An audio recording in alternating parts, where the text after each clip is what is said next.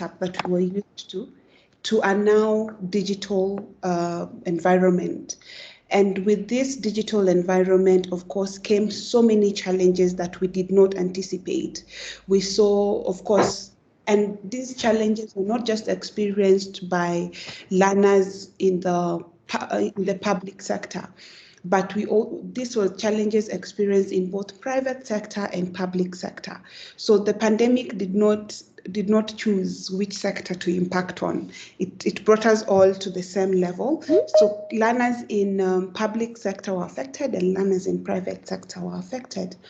And with the new alternatives that were presented to us by the government, which we saw were mostly digital learning, we saw inequalities, we saw our lack of knowledge, our lack of digital knowledge to enhance the use of digital techniques for a continuity of education.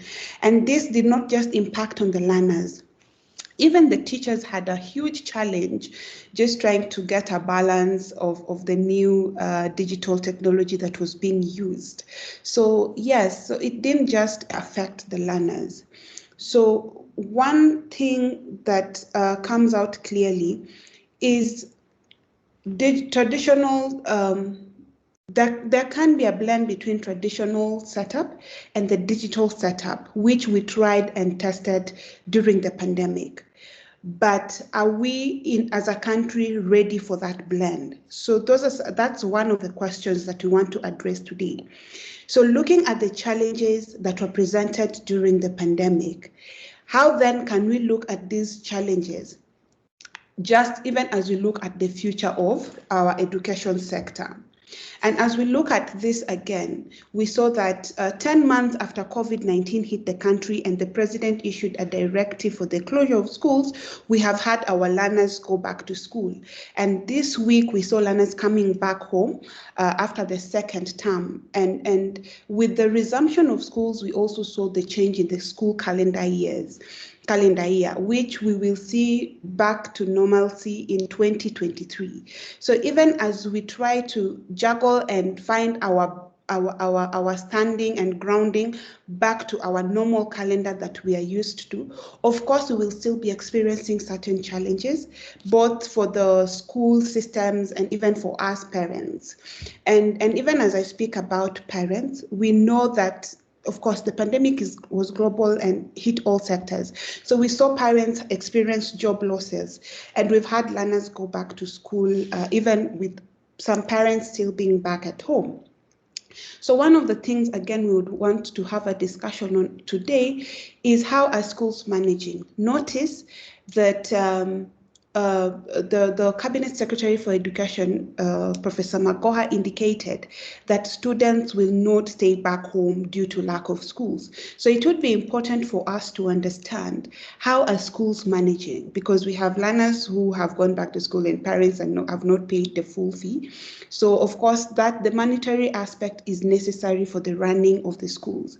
So how are we handling that as institutions? And are we getting any support from the government? And even as we look at that, with the resumption of schools again, we are very sure that not all learners went back to school.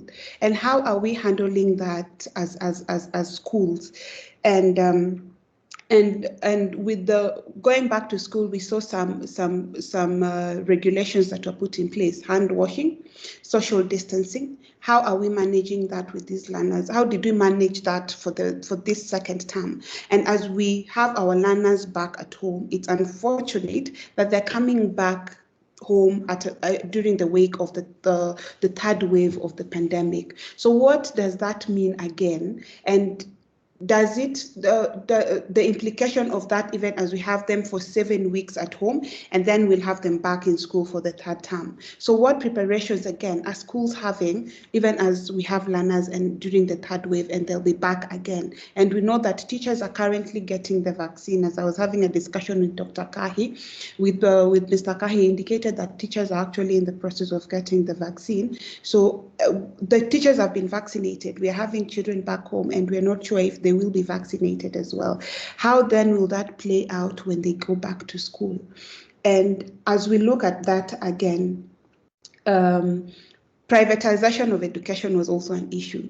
So Ms. Mudeo would want to also hear from her, because we saw private schools close. Some turned into farms, some turned into lodgings, some turned into so many things, because they had to find a sustainability mechanism during the pandemic and with the closure of schools. So how has that played out? What is happening with the learners whose institutions were closed and so? So this morning, that was just to bring us on board on what we want to discuss. And I have a distinguished panel of experts who are friends of the IEA. We have Ms. Mudeo Kasanga, who will give us a perspective of what's happening with the private schools. And Ms. Mudeo is the chairperson for Kenya Private Schools Association. And we also have Kahi Ndimuli, who is the chairperson for the Kenya Secondary Schools Head Association. And we are privileged to have him here, as he was also sitting in the task force. So just giving us a snippet of what was discussed in the task force and comparing with what actually happened, because there's a discussion and then there's the actual reality, which now happened when we had the learners back in school. And then we have Dr. Evelyn Mahanu. Dr. Evelyn Mahanu is an educationist and a lecturer at Strathmore University. Mahanu has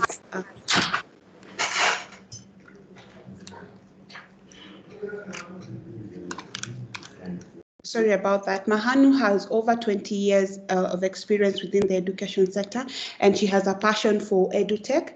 And we would love to hear from her as well if there are any researches that are being carried out or have been done just to do an analysis on edutech. And based on the opportunities that were presented during the pandemic, how can we find a balance between edutech and the traditional setup that we were used to? So, we are very sorry we started a bit late because we're giving time for people to join. And just before I invite Ms. Mudeo Kasanga, I'd like to remind us all, please remember, you will have your cameras off during the presentations, and make use of the chat box at the top of your machine. If you have any questions during the presentations, kindly note them down on the chat box, and we will have the panelists respond to them during the plenary session. Remember, kindly, all our microphones off and all our cameras off. So I'd like now to take the opportunity to invite Ms. Mudeo Kasanga to give us a perspective of what challenges, what lessons learned, and now the way forward for the education sector, looking at the private sector, private schools. So Ms. Mudeo, you have 15 minutes. Thank you so much. Thank you very much, Winnie. It's a pleasure to be back here at IEA discussing education once more. It is on the 15th of March, it was exactly 1 year since education was closed. And at that time, we didn't actually have a major plan as a sector, but there were those of us who are looking outward and seeing what was happening, and we could actually predict that there was a small group of us who could predict that this was going to be a closure for the long haul. And those of us who did, by March 18th, were actually already online. A very small number of schools, and these were mainly the international schools and some of the bigger private schools that are better resourced than the majority of schools. So we saw a quick shift to online for some schools, but that sort of started a narrative and a discussion point, which was pitched against how long we would close. Because if all of us remember the way the presidential statement went, it looked like it was for a period of 30 days. But looking at how the pandemic was raging worldwide, it was clear to some of us that we were in it for the long haul. For us in the private sector, of course, the pandemic exposed our very soft underbelly. And looking back, it's interesting to see how the trajectory of things happened. By mid-April, it was very clear that the closure was not going to be for 30 days. And immediately the financial woes of the private sector began. It became very clear that that the first victims were going to be the employees of schools, that's the teachers and all the other non-teaching staff cadres. And by the end of April, it was not even in dispute that what would happen was that teachers would be put on unpaid leave, teachers and workers, and schools were grappling on how to deal with the essential workers in the schools. It is very sad that teachers were not at that point considered as essential workers, that watchmen, security workers were the ones who were put in the category of essential workers to protect the infrastructure of the schools. So schools then immediately began to figure out where they would sort out the incomes to even sustain those essential workers in schools, and that is the lowest point for our sector, and it's the one thing that continues to dominate our discussions and our response to emergencies, future emergencies, because it does seem like vaccination or no vaccination, we will live with the coronavirus. If any of us are listening, you will understand very quickly that the vaccination is not a fix-all solution, that we will continue living with the coronavirus as it is, and it may even mutate and become other things, but this is the one thing that we cannot assume is going anywhere. We are here to live with this pandemic. The other emergent issue that came up as we ended the month of March is that we as a sector had to figure out how to keep learning going outside the classroom. This was when the discussion on online learning truly seriously began. And there was an outward look again, once more. And the private sector, we chose to look at West Africa to see how West Africa, which had battled the Ebola pandemic and had closures of up to even 24 months to 2 years, and how they managed to keep learning going, and how they recovered from the long closure. It was becoming a little bit clear that countries were working out what to do with their candidate classes. That transition was prioritized in many countries. In Kenya, it took us a while to start having that transition discussion, and a few missteps were made. At one point, an announcement was made that we would just lose the academic year. And of course, that ended up being not what has happened in the end. In the end, we have saved students from the specter of losing an academic year. But the one discussion that took center hold, was how to keep learning going outside the classroom. And this continues to be the one discussion we as a private sector are continuing to have.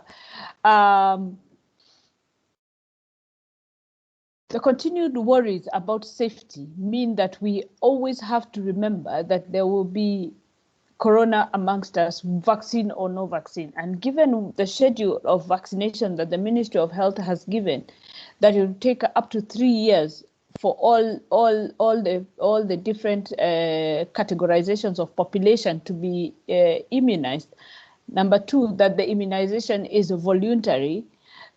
Number 3, the studies coming out from the West that the coronavirus joins a bank of other viruses that exist within the human population. It means that we will always have corona. We will have outbreaks. What the vaccination will do is reduce the severity of those outbreaks, that our older populations continue to be more vulnerable, and we might still have fatalities occurring even after vaccination from the pandemic as our bodies build up immunities. Number 5, it means the current mutations of the virus means that the search for the perfect vaccine is just begun. It is not over.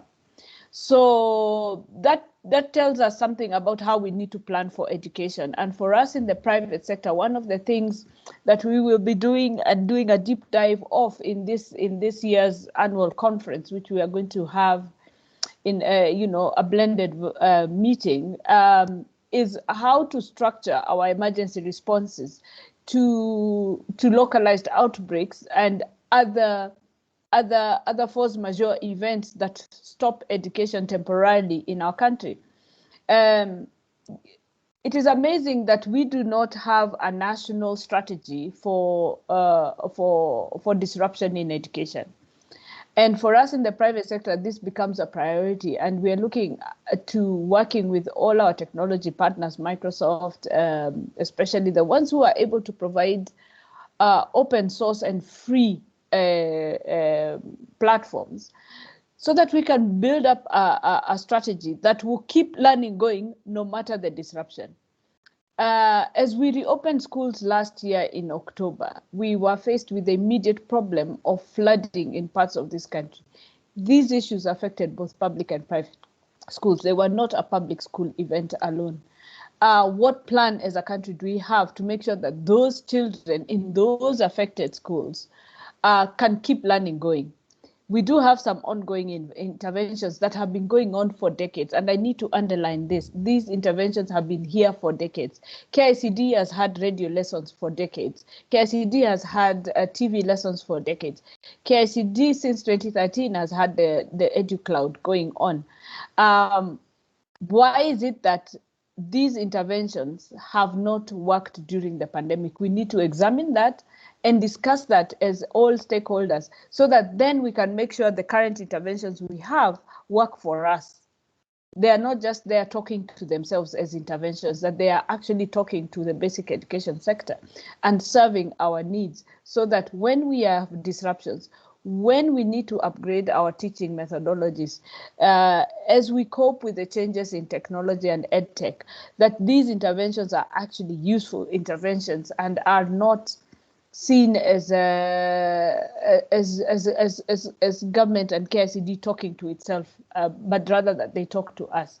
For us in the private sector, we possibly demand more rigor than is necessarily deliverable as a mass product, and therefore we shall have our own products that enhance what the government offers within the curricula, the two curricula that are in our education system for now. Right now we have two curricula. We have the CBC curricula and we have the 844 curriculum, which of course is being phased out. So for us as a way sort of going forward, we feel that investing in education technology and figuring out how to make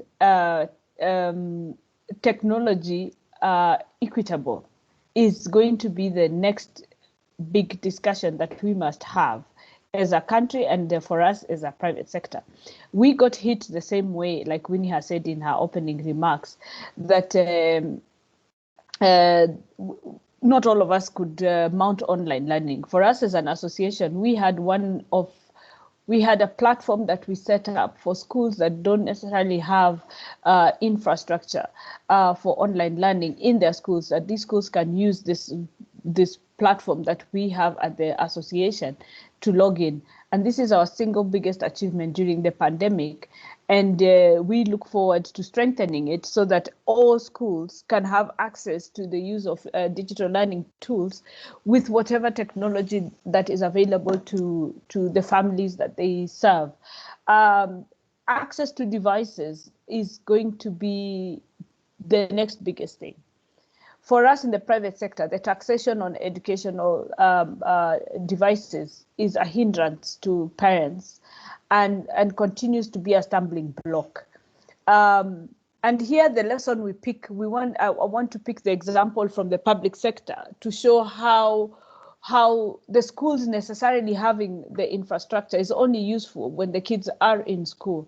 That at the end of the day, it is having these devices at homes that will really enable EdTech to take root in schools. You will remember that from 2013, the government rolled out the digital learning program. And in 2015, 2016, 2017, devices were rolled out to primary schools. I believe a phase of rolling out was done.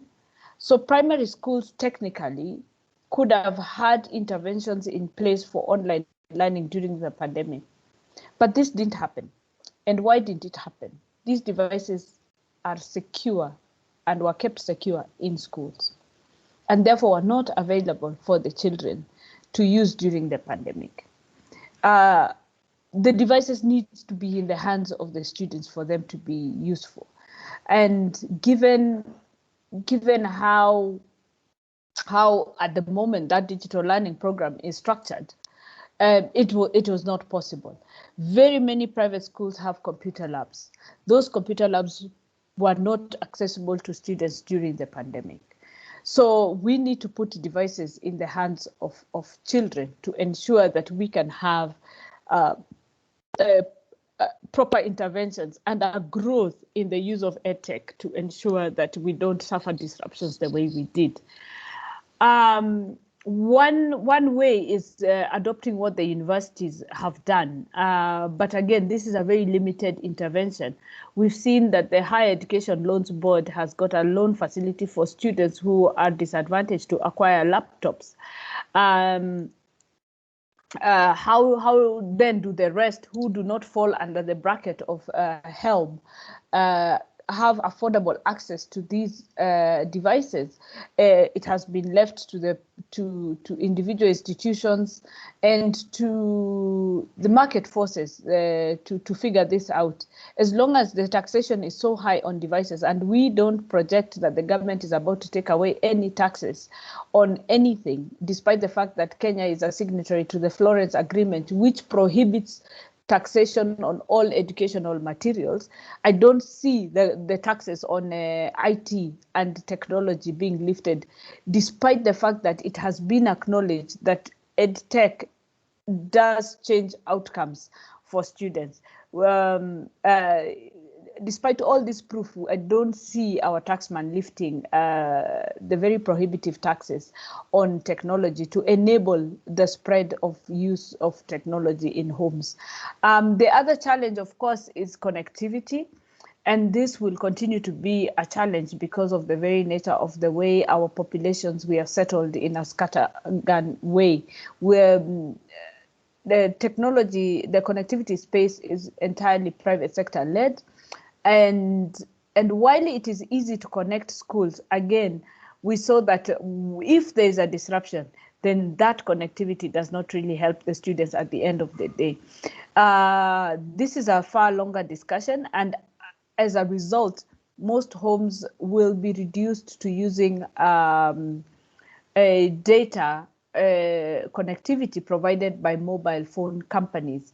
So for the cheaper, more stable, dedicated type of internet that would be more suited for educational purposes is still going to remain a pipe dream for the vast majority of Kenyan families. This does not mean that mobile telephone connectivity is not good.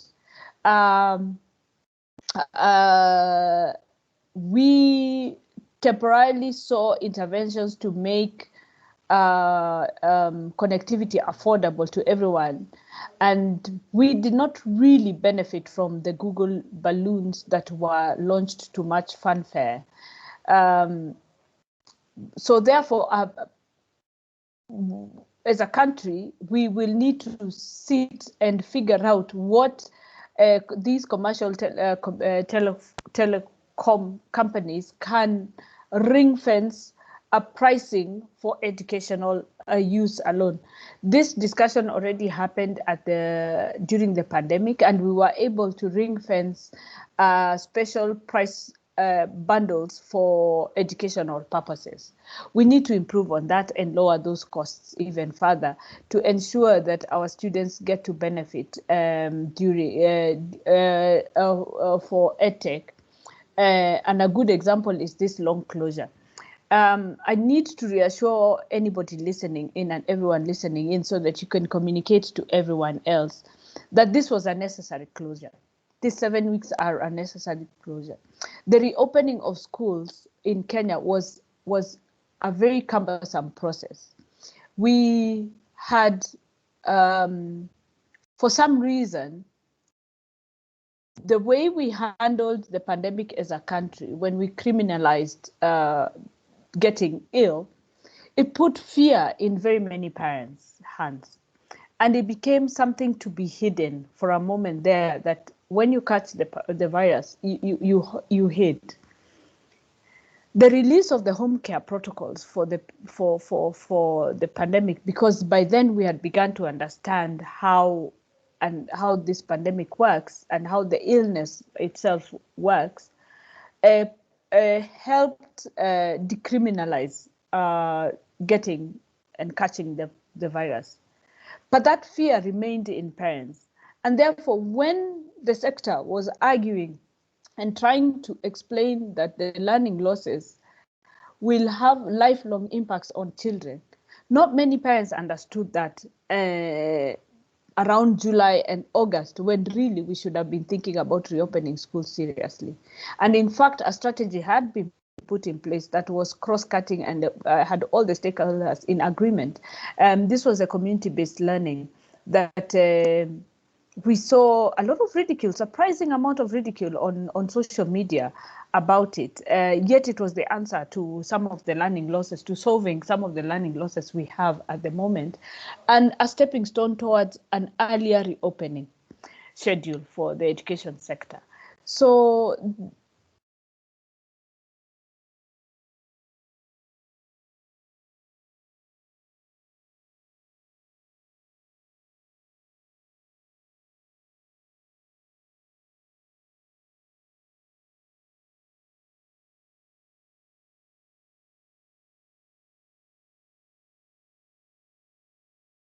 forced a sorry, my apologies. And a phased reopening that was to take place over the month of October and postponed the reopening to January. What this did is make it even more cumbersome to recover the learning losses and to plan for how the lost time would be compensated for. This made, therefore, we have a cumbersome third term come second term. And we are asking the public to bear with us. We had the one thing the sector all agreed is that repeating was not an option. And now all the parents with children in school agree with us. So now we just have to convince the general public out there that this was the best way to reorganize the education reopening. The 7 weeks are specifically for just the exam session. And once we reopen in May again, there's barely going to be a holiday until next year in March again. So let's not look at this as a problematic closure. It isn't. The students will sit for their KCPE, the students will sit for their KCSE, and then after that we shall reopen. We need that because a huge number of teachers go into the supervision of this. It is impossible for us to open any sooner with so many teachers involved in the national supervision of the exams as well as the marking of it. So we need to, this is an effort to bring in equity so that some schools do not get the advantage of reopening while others, because very many teachers, hundreds and hundreds of teachers are involved. In fact, thousands of teachers are involved in the supervision, in the marking of exams. So we need to just put equity at the forefront. So this is just to reassure parents and everybody out there that this 7-week closure is very necessary. And once we reopen, there will be barely any holidays until March next year.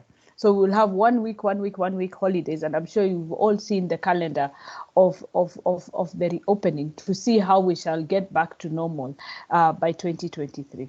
So for us, parent incomes were problematic until the economy was opened. We are still seeing sections of the economy still struggling to get back on even keel. Importantly, the hotel industry, which employs thousands and thousands upon Kenyans, and both the public and private, and I'm sure Mr. Indimuli will mention this, everybody is suffering. especially people who work within and around certain industries. I have to say, as a private sector, we've seen a better than expected rebounding of the sector once the economy was reopened in October. And this is important for us because October and November were particularly difficult as the economy got back onto even keel. This January has been better than expected, and we hope that our hotel and tourism sector can continue to rebound. And this is where perhaps as Kenyans, we all ask, as somebody from the private sector, we all have to pitch in to sort of help our country get back to the privatization of this is a point that Winnie mentioned. I think some numbers are in order here, and Winnie, you can sort of confirm some of these because you guys also collect a lot of data.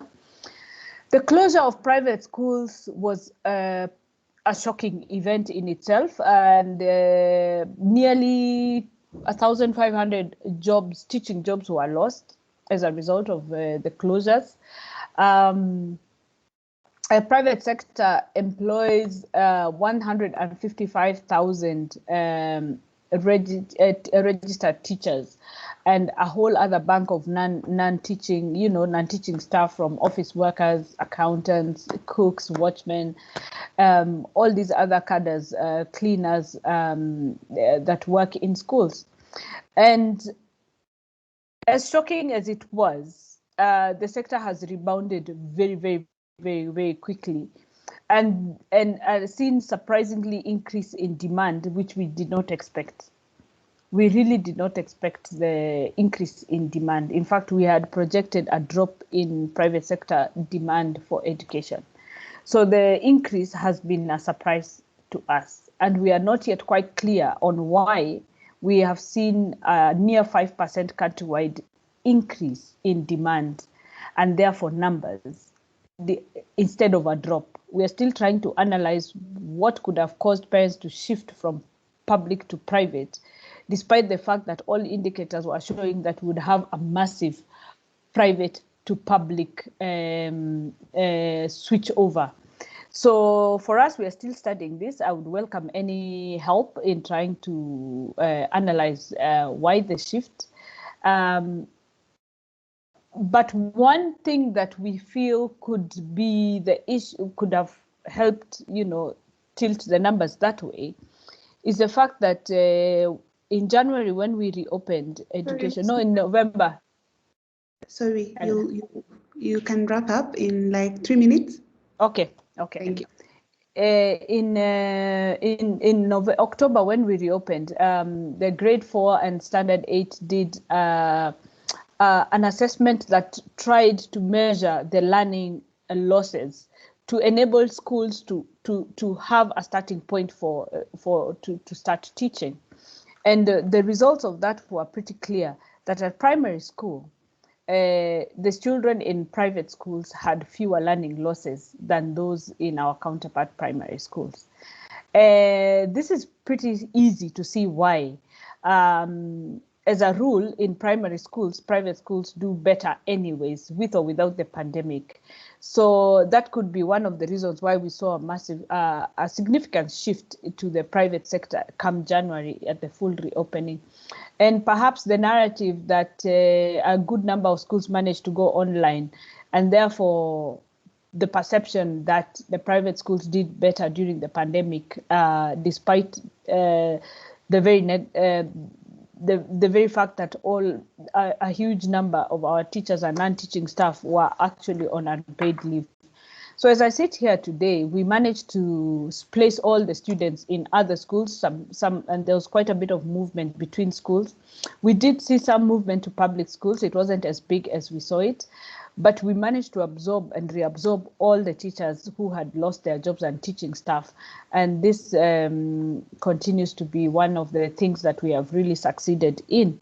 We've done this without government support financially, and it has become very apparent to anybody out there, given the number of children being educated in the private sector. It is a matter of when, not if, whether the government will support parents to educate their children. That choice is going to become a bigger discussion as time goes on. So allow me to stop there so that then during the question and answer, we can deal with some of the emergent issues that come up. Thank you very much, Winnie. It's a pleasure to be here. Thank you so much, Mudel, for that very, very interesting and insightful presentation that you've given us. I won't do a summary of that because of time, but as we proceed, I'll pick a few things that you have made in your, a few points that you have made in your presentation that we found very insightful. So I'll just proceed to invite Kahi Ndimuli to give us the perspective from public schools based on the issues that were raised during my introduction. So Kahi, you have 15 minutes. Karibu sana. Thank you very much, Winnie. Thank you for inviting me again at IEN. I hope I'm being heard. Yes, we can. Yes, we can hear you, sir. Okay, thank you very much. First of all, I want to appreciate what Madam Mudeu Kasanga has shared with us, by and large from the private sector, and then some of the suggestions he has given, which are very pertinent also to our public schools. I would also want to mention that in the process of my sharing, I will try to look at, as a member of the COVID-19 response committee, what is this that you are looking at that made us come up with the calendar in the way it is today.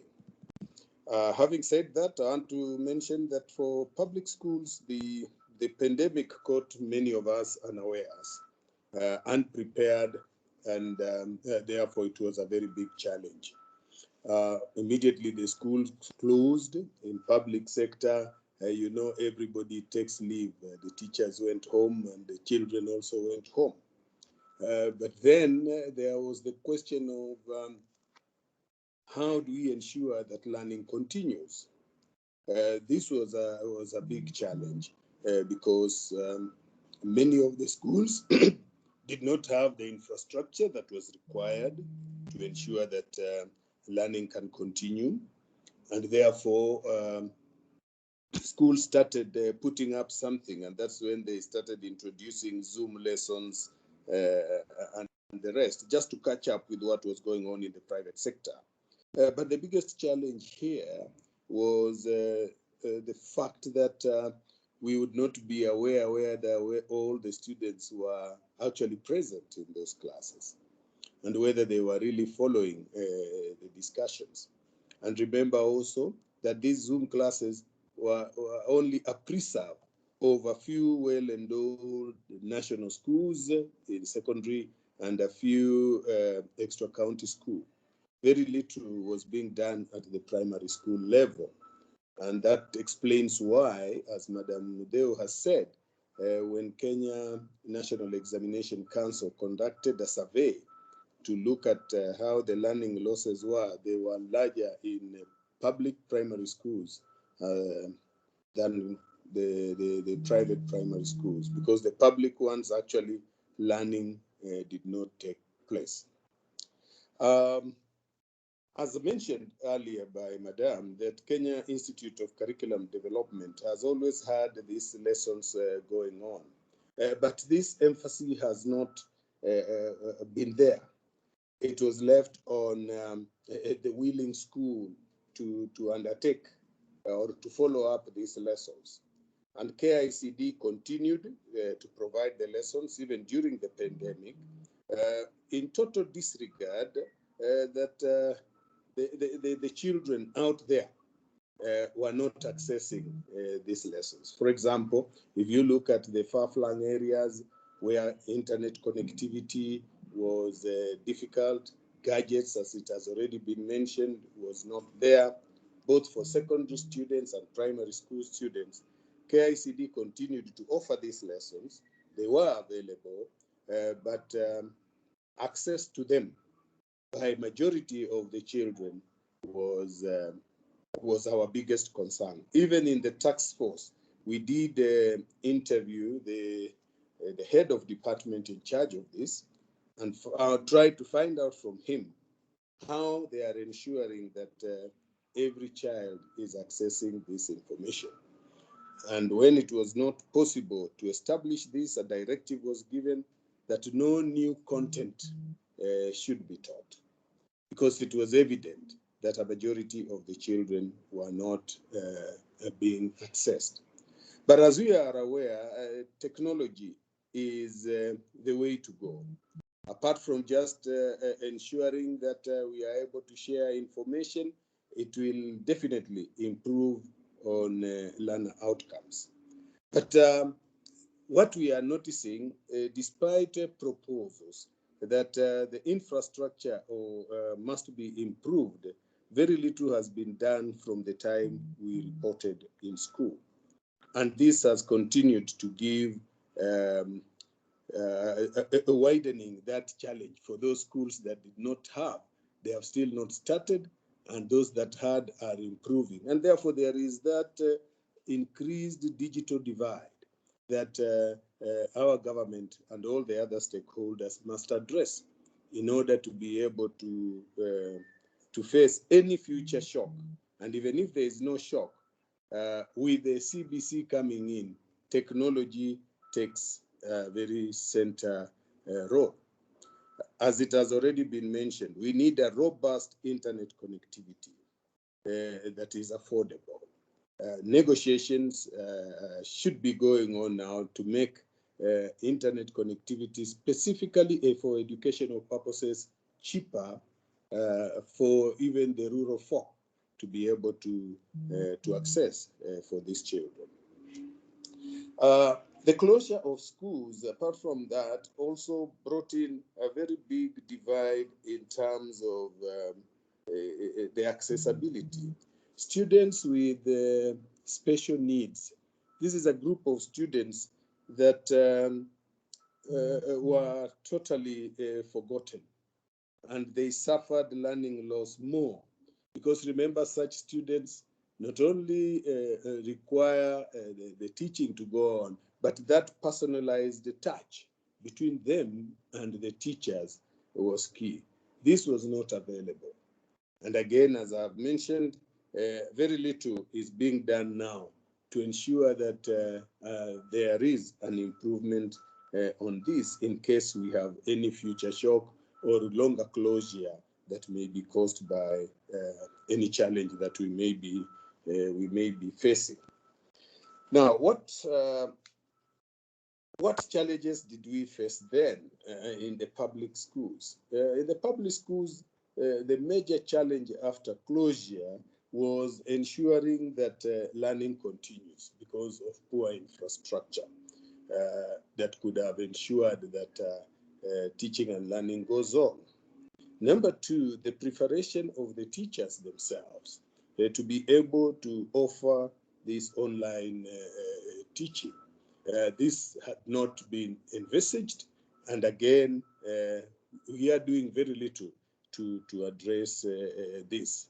As Kenya Secondary School Heads Association, this becomes one of our themes for this year, how to cover the digital divide and addressing any future shock that ensures teaching and learning continues. And this is a theme that we want to continue addressing in the course of 2021. The COVID-19 containment measures. After schools were open, this was the biggest challenge. Earlier on, the COVID-19 task force had indicated that there must be inspection of schools prior to opening, so that the schools that meet the set conditions are allowed to reopen in the phased reopening that had been proposed. Unfortunately, this was not done to the level that was expected. So schools ended up opening with the little containment measures they could put in place. But the challenge we had is enforcement of the containment measures. For example, wearing of masks. This in a school setting was a nightmare, and it is still a nightmare. And I get worried now that the children are have closed, they are out there at the time the pandemic is on the rise again in the third wave. And if we are not going to ensure that the containment measures are observed at home, then my fear is when we reopen, we now may start getting even more cases in schools. We may have noticed very few cases which were reported, but my fear is with the third wave and failure to observe containment measures, then reopening for third term may come with bigger challenges, or even may come with another closure, God forbid, that the government does not say we can't reopen because the cases are increasing. So here I want to call upon all parents, where we are all involved, to ensure that even at home, the children are able to observe the containment measures. Another challenge was payment of salaries to our teachers, the board of management teachers, non-teaching staff, and the suppliers who had supplied the schools with or provided services to the schools. While the government came in to support the board, teachers employed by the board of management, very little was done to ensure that the non-teaching staff also employed by the board their salaries paid. So at the moment, the schools are still running behind in terms of payment of salaries for the non-teaching staff. But despite that, we still have some regions, some areas where the board of management teachers who have been employed by the board are yet to be paid as the others in other sections. So those are challenges that are still there. The COVID-19 task force had to look at how best can we manage the crisis so that it does not escalate in terms of staying too long outside school, in terms of harmonizing with our regional partners. Remember, we have children that leave Kenya to go for A-level in Uganda, to go for A-level in Tanzania, and vice versa. We have children also coming across to undertake the 844 system. And therefore, it was very important for us to harmonize early enough. Why early enough? One, the task force was looking at three transitions that were going to take place in the immediate future.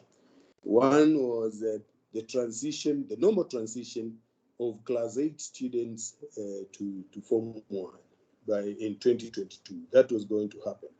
And at the same time, we were going to have the transition of junior secondary of primary schools to junior secondary.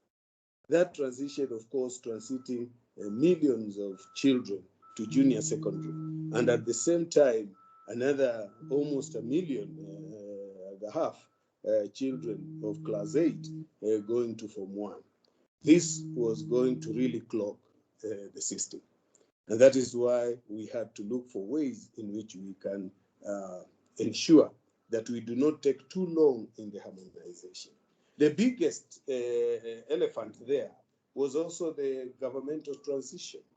Remember, by 2022, we would be going into an election, and therefore there would be a transition from one government to another.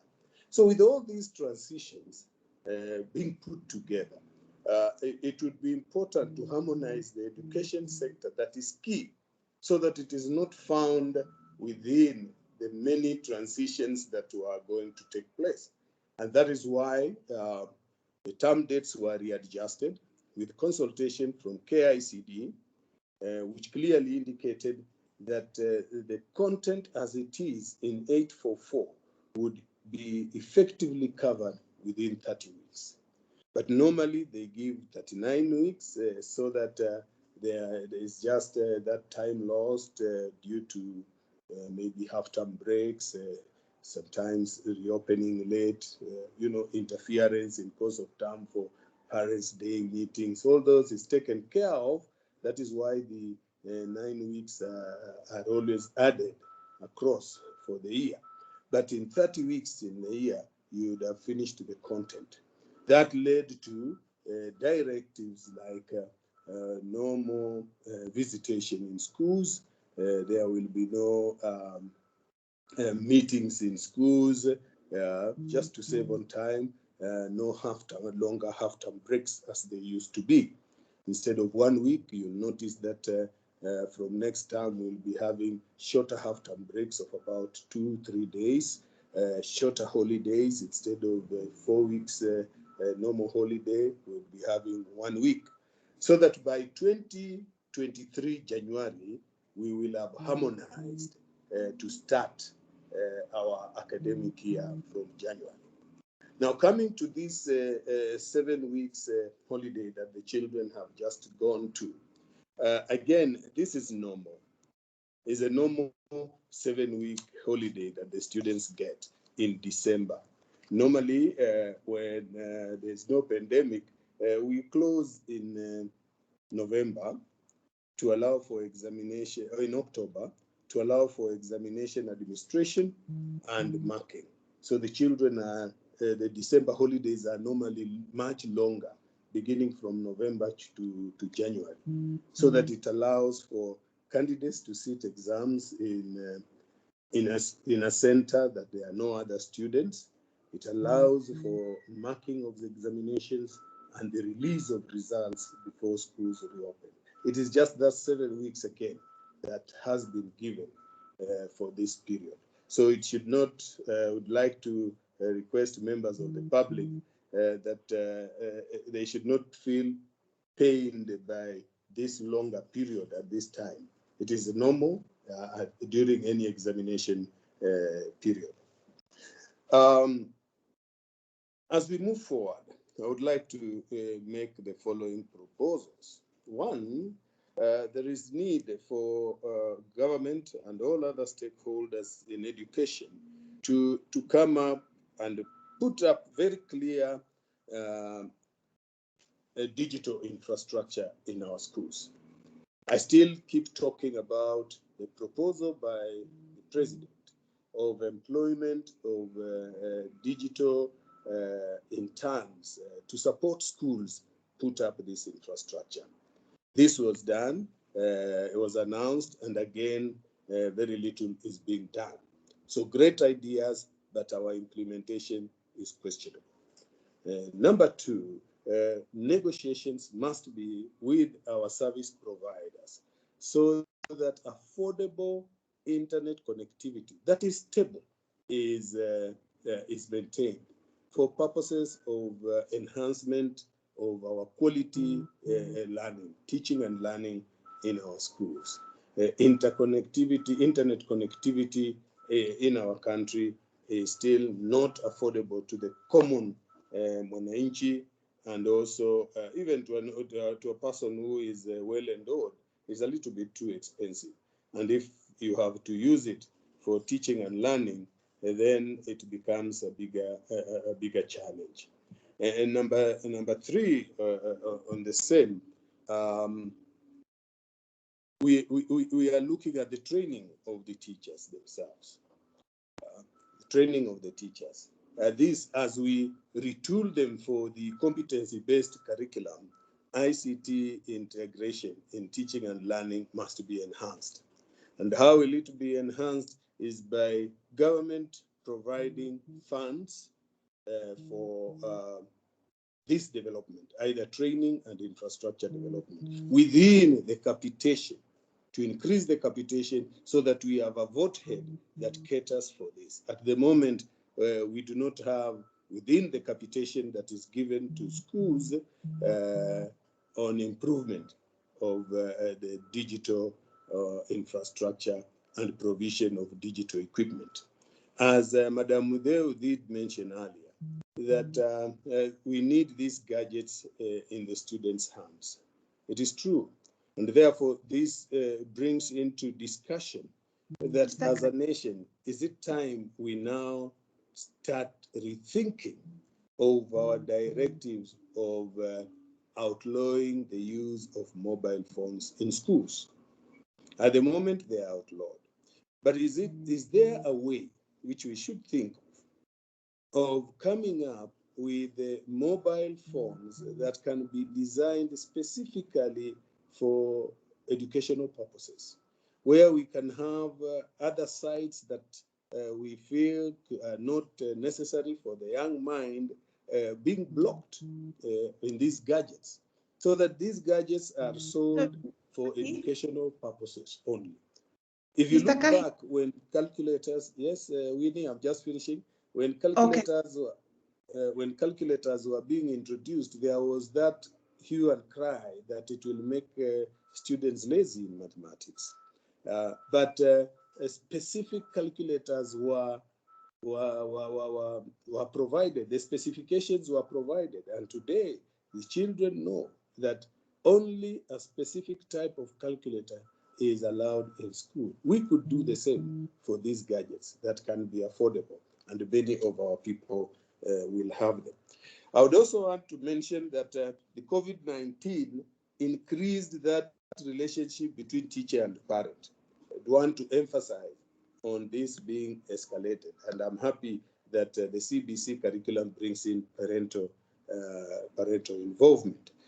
So that parents work hand in hand with the teachers in ensuring that the children are learning. The idea of the design of our schools. Remember, most of our schools are boarding, and that is why it was very difficult to monitor. Is there a way we can start thinking of a radius within which children can go to school? That's just throwing some thought in us. Is it possible that we could rethink our day schooling? We could rethink on how our boarding schools are designed, so that maybe we have regional boarding schools.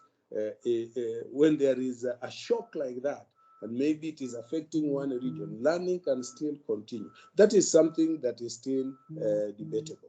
Otherwise, Winnie, thank you very much. I think I would be able to respond to any question that members would want to raise. Thank you very much. All right, thank you so much, Mr. Kai, for that very brilliant conversation that you've just taken us through. And two things I'm picking is, one, we have to appreciate the dedication and resourcefulness and the creativity of teachers, parents, and definitely the students in how we managed ourselves during the e-learning that we had last year during the closure. And another thing that comes out that is rather unfortunate is the standing of learners with special needs. And it is very unfortunate that little or no consideration is being made for these learners. And as a country, I think it's about time that we started thinking through, and we must, and I repeat, must have a mechanism or policies that are well in place that cover these learners with special needs. And again, from the presentation of Mudeu and Kahindi Muli, it is very clear that the future of education is digital. So with this digitization, we have to start thinking about policies around digitization and policies around expansion of the internet space. Of course, with the challenges that we had during the e-learning after the closure of schools, we have picked a few things that we need to start discussing more seriously as stakeholders within the education sector. As we are moving from the CBC to now 844, it is clear that we are now starting to think about it in terms of digital of CBC being more digital. So as we think of that, I think it's very important that we have these conversations. I'd request Dominic, kindly turn off your camera. Thank you so much. So I'm sure Dr. Mahanu must have been all smiles when Mudeu and Kahi were making their presentations, because she has passion for EduTech, and as she comes on board, I'm sure she has a few things to say based on the lessons that we picked and the challenges that we experienced during the COVID-19, and also bring to us what actually happened with the institutions of higher learning during this pandemic period, and what are some of the lessons they've picked and the challenges that they've also had, and what these challenges and lessons learned present as opportunities that we can look into even as we are looking at the future of education. So Dr. Mahanu, you have 15 minutes kindly. Thank you so much. Karibu sana. Okay, thank you, Winnie. Thank you, Madam Mudeu and Mr. Indimuli for your presentations. I've listened and actually I was smiling because whatever they were talking about affects us also in higher education. So I would like us to just share something here for some discussion. Then out of this sharing, I hope I will have covered what Winnie had said we discussed initially.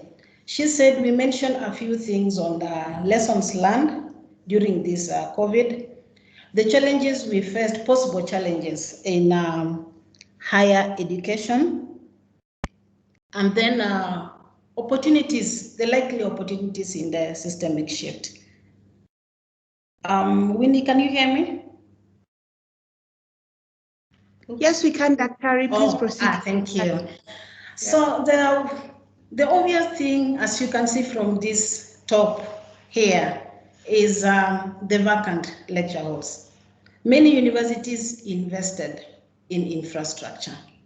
We invested. What has happened? The expensive seats are vacant. There's no one there. Majority, that's how we suffered. Then now when they came, we had to remove the middle ones. So one student will sit here, another one will sit here, and then another one there because of social distancing. Another challenge that came will be, and I think is we're there. We all jumped to Zoom. We went to Google, the Google Classroom. We went into Microsoft Teams, but how many of us knew how to use? So because of that, then I started looking at this. What are just the possible numbers? There's a very interesting trend. I think I got this from the IAEA website, if I'm not wrong. There is a decline in the numbers enrolled in our universities. The public ones as of 2019 from some record is 34. The private ones are 34. Now we have an equal number of private universities and public universities registered, those with the interim letters of authority, whichever way, but they are still serving as public universities. So when these numbers are declining, our interest or the research we will be interested in as an institution is, what are the numbers? Because the numbers that will come after 2020, that is 2021, are the post-COVID numbers. Now that they were already declining, will there be a difference when we go online or when we use hybrid teaching after 2021? So I looked at the first thing, the lessons. What were the lessons? We had policy lessons. So among the policy lessons that we had as institutions of higher learning, both from private and public, I teach in the private, but we have friends. We also sometimes teach part-time. We also do external examination in the public institutions. And among them, one lesson is that learning can be done anywhere and anytime. Can we revise the policy that learning must be brick and mortar? So that has brought in that question. So that was one of the key lessons in terms of policy. Another one is we need to be flexible. The flexibility in making laws. Just like I think it's a joke everyone knows, where some man employed a soldier at the gate and said no one should be open for the gate after 10 p.m. Now the owner of the home himself comes late after 10 p.m. The soldier did not open the door. So that is part of the lessons I learned. We made rigid rules on how learning should be done. COVID is here with us. Shall we revise the policies? It was one of the big challenges. The policy was that online learning, the commission was still revising. But here was an emergency. So do we stop learning because we are not supposed to teach online? What about the issue of quality and exams? We thought we were excited. Yes. Now when it came to the exam, oh my God. They did online, there were security checks, we finished. Now marking. They've done online, yes. So how are you going to mark? That was a real thing. So can we rethink on how we put our policies in such a way that they don't put ourselves in a prison one day? Then there is another key lesson on policy, that learning trending technologies is an asset. It's no longer an option the way we used to imagine. The second bit or another lesson was the operational lessons.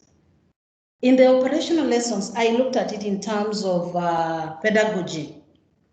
The way we teach in terms of delivery and the resources needed was very different from the way we used to operate.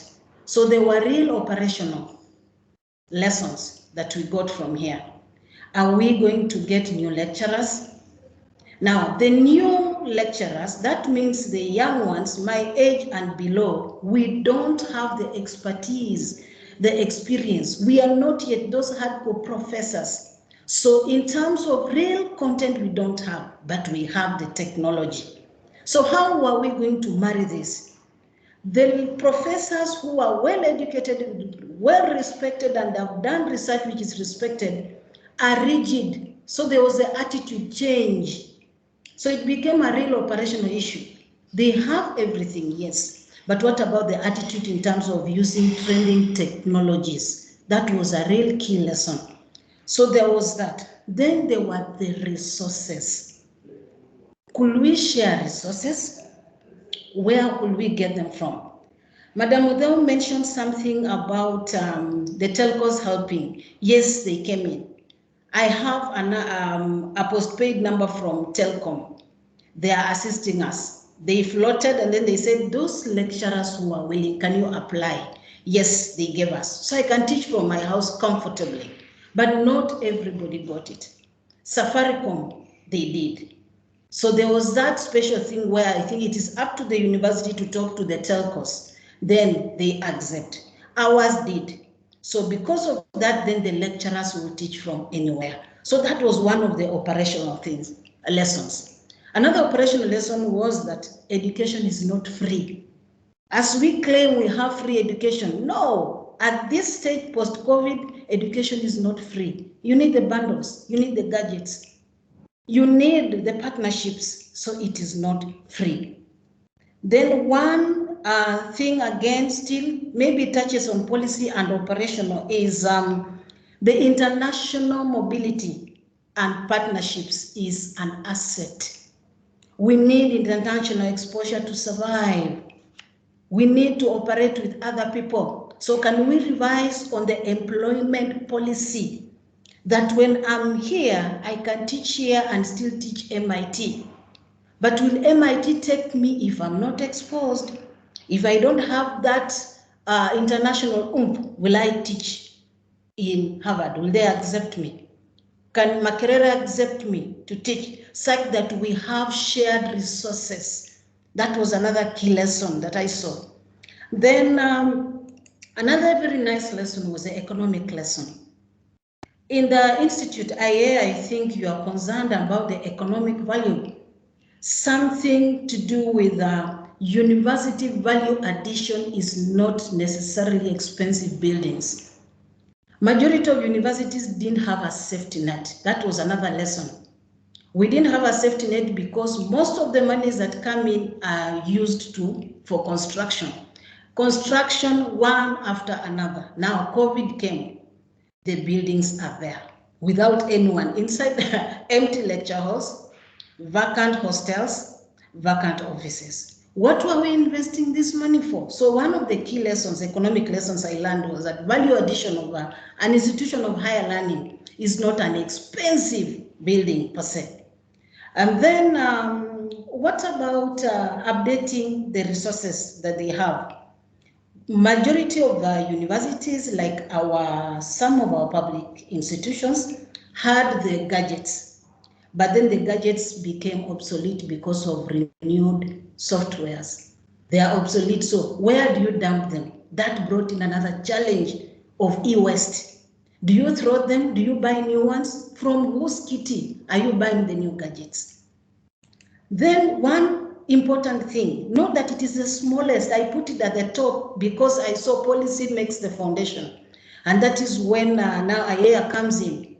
You make the foundation, make us have the economic value. What about the social aspect? A lesson we learned as a university seriously is that family and community are key to learning. We cannot ignore family. So that was one big lesson. Anytime we look for students, there is this one very affected student. Then I was concerned, I said, this has been a good student. He is not online, he keeps on coming and then disappears. Then I insisted, can you unmute your camera? I want you to answer the question because you evade.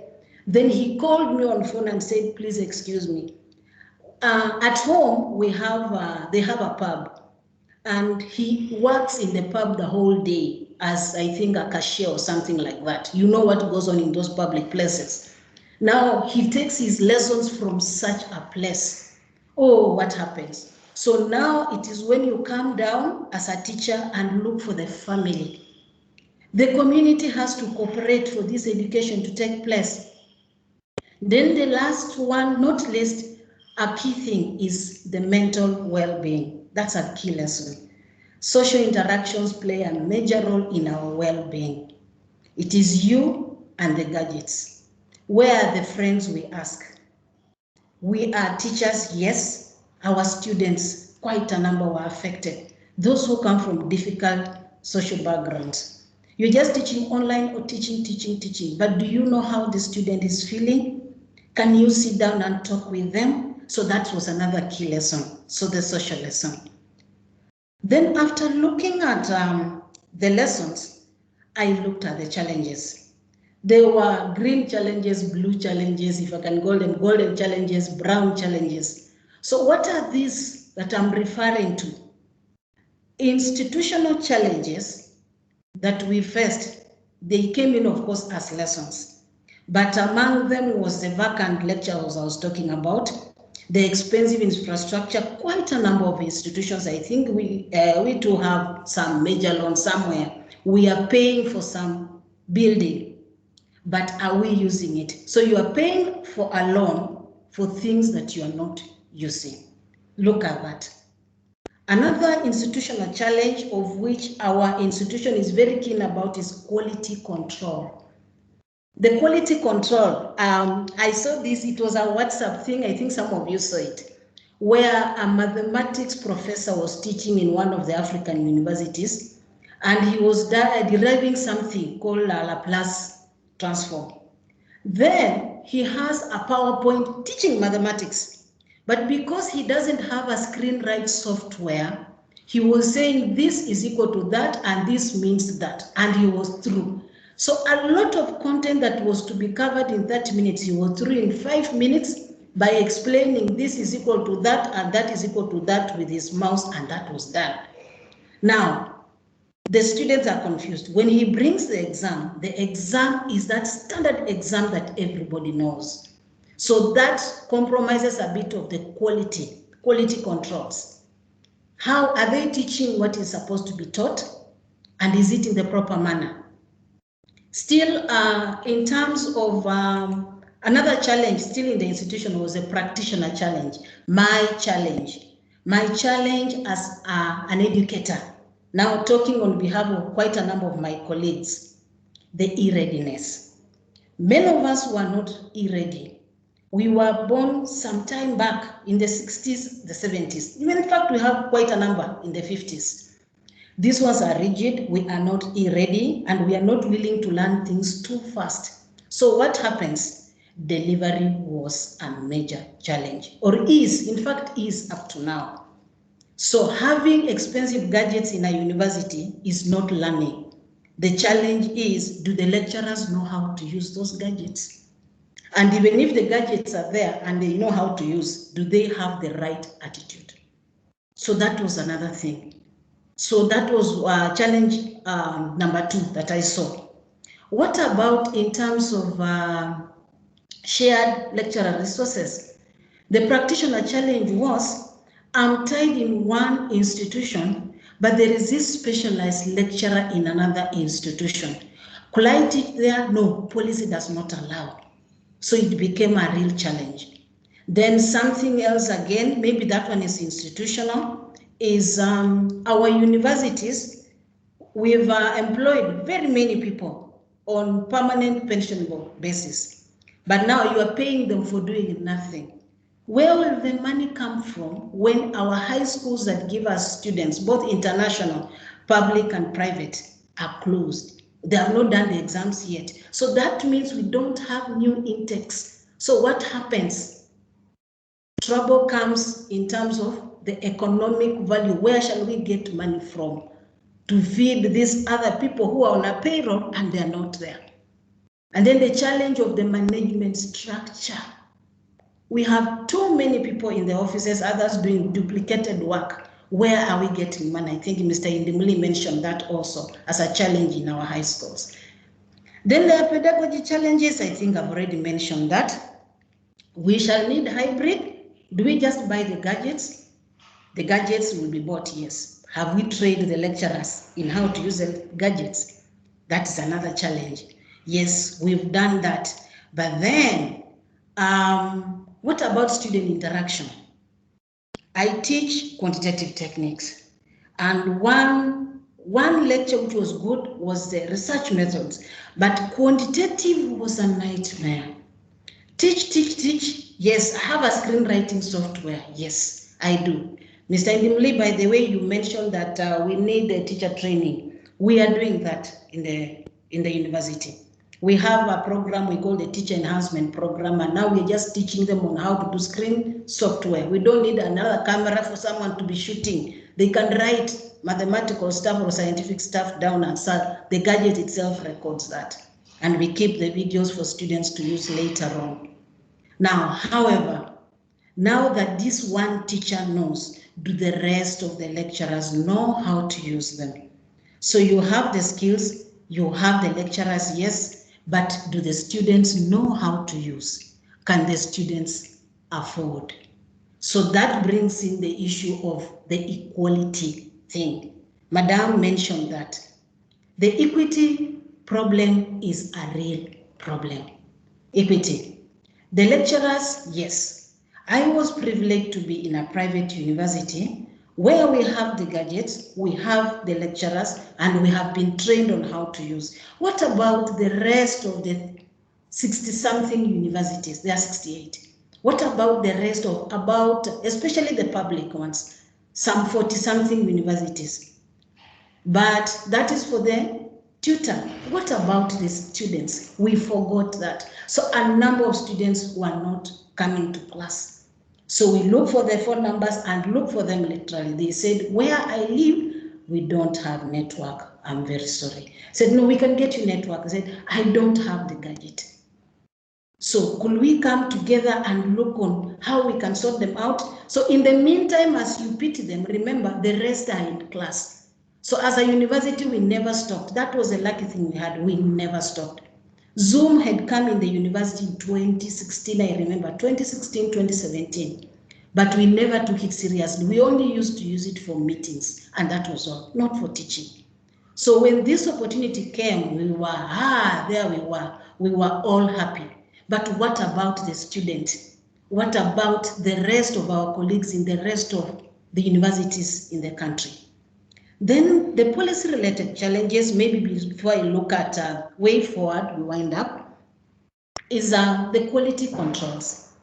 Quality controls came in terms of monitoring, evaluation, and then assessments. After teaching, we have children who are in public universities. And in one of the public universities, I remember, this student had been in class. I used to listen when they're in class and they were taught very well. A public university, I said that was a job well done. Thank you. Now, when it came to the exam, they only did half of them. Then I asked the question, now what happens to the rest of the students? They said, we also don't know. So when there was a window of January, these other students came and did. Are we not compromising on quality? We are. Something else which I saw was a challenge in terms of evaluation and quality controls and our policies was when the students now are doing the exam from that place where you are claiming you are monitoring on camera. I think I heard that from one of the public universities. Someone else will sit down, do the exam for them, and they just reproduce. How will you control? So that was one of the big challenges. Then another challenge that could be there, maybe very keen with IAEA and other institutions like KIPRA, we have a master's program in public policy. So one of the challenges will be you are a standalone, we are standalones. Why wouldn't you come then together?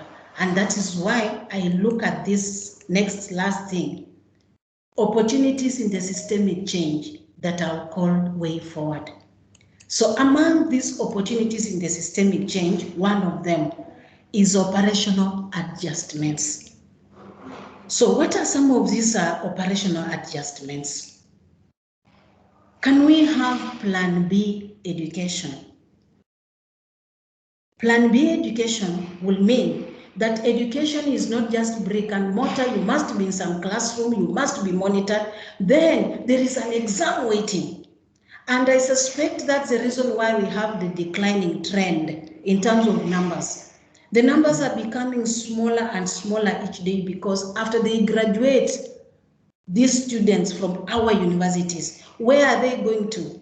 The mentality of I'm looking for employment. Why is there the employment mentality? So can we have Plan B education? Then we won't be desperate.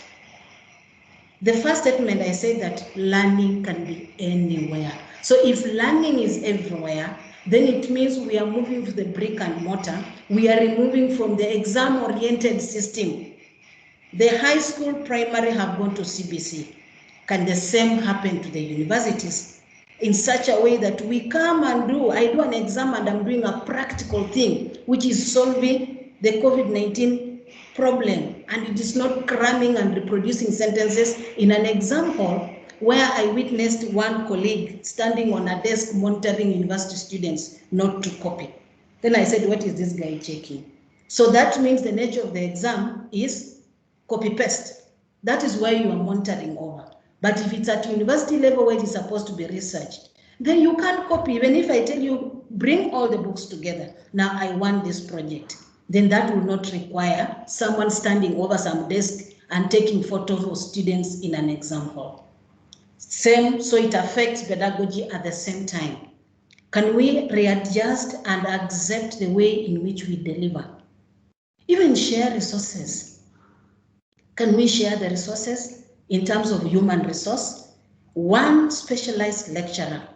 Universities have been suffering because of maybe not very competent lecturers in some areas. But now that we have COVID, I look at it as an opportunity or way forward. Can we have this one specialized professor in a particular thing in accounting, teaching 4 universities at the same time? What's wrong with that? That's what I thought. And then there is the access. So that means there is a business opportunity for someone who makes the gadgets that will improve access. There was a young man from, was it Wajir the other day? It was yesterday, who was on television yesterday. And he had come up with a gadget on how some 100 students can be accessed at the same time without necessarily using the normal telcos. I saw that was, wow, very beautiful education. Can we improve on the management structure as a way forward? Then I think capacity building, I had put it. So I put that as operational adjustments as a way forward from those challenges. Then there is the social adjustment. Can we improve on the equity? The equity in terms of, we cannot assume that every student has access to the facilities, not even all the lecturers. No, that is not true. So we have to look at the equity issue. How are these people going to meet? We cannot bring technology to replace the human interaction. I need the mental health. I need to talk to my friends and laugh. Like now we'll be in some hall somewhere laughing. I'll be shaking hands with Winnie and laughing with Mr. Ndimuli. I'll be saying hi to my friend. Then I can't meet Kasanga because of this. Now, can we just say that there is a way in which we can create equity and improve on quality and internationalize things? Can we have lecturers from those other renowned universities coming in to teach for us without having to afford an air ticket for them? It is possible. So I looked at that as an opportunity, as a way forward. So it becomes a real opportunity. Then there is the need for economic shift. My friends, I hope you are not renting a building. Our public universities, I think I can see I'm in the university at the moment, and there are very many empty rooms around. We have I think there is us, and then there is another university offering public policy. We have a serious course on that. Why wouldn't we share resources with you and even facilities? So that we have, and then in one corner of Strathmore, one corner of Kenyatta University with the nice buildings which are now vacant, we have IAEA there. So you're not a standalone in somewhere in town. Cambridge is not a standalone somewhere. It is within University of Nairobi. So we have research bodies housed within the universities, and the people doing research there are actually university professors. I come to do there so that you don't need to have another professor that you are paying on a payroll. We can have the shared resources. So the university comes in, you come in, then we have research that can be published as a unity between now Strathmore University and the Institute of Economic Affairs, just as an example. Then can there be flexibility in terms of employment models? This thing of where, if especially the private institutions, when I'm here, then you will not be allowed to do ABCD in the other one. Why not have one person who will do many things everywhere else? I think I had already mentioned that. Then the student catchment. When COVID came, I think I'm proud to mention, we have now a swelling number of international students. We are very happy. There's a big class now. We are happy. Yes, ma'am. That's the last point. Yeah. Right. Yeah. So in terms of student catchment, we've gone international. Can we leverage on that? Then one last thing I had wished Madam they will mention is homeschooling. So as a result of technology and post-COVID, online homeschooling comes in as an entrepreneurship thing. Now, if I'm good at teaching, take for example, I'm teaching IT securities in one particular university. Can I start an online homeschool where the students can supplement what I'm teaching? And I saw that would be a real economic shift. Thank you. I'm done. Wow. Thank you so much, Dr. Mahano, for that very brilliant presentation that you have taken us through. It's been very enlightening, and something that I'm taking is learning can be done anywhere. And I remember when we were having this conversation, even with you yesterday, we were trying to see why would a learner have to travel all the way from Isiolo, Garissa, all the way to Nairobi University, when we can work towards having an environment where they can learn from Isiolo, but still students from wherever university they or of their choice. So yes, there are certain opportunities that have been presented by this pandemic that are eye-opening and are things that we now have to start thinking about more clearly and more deliberately.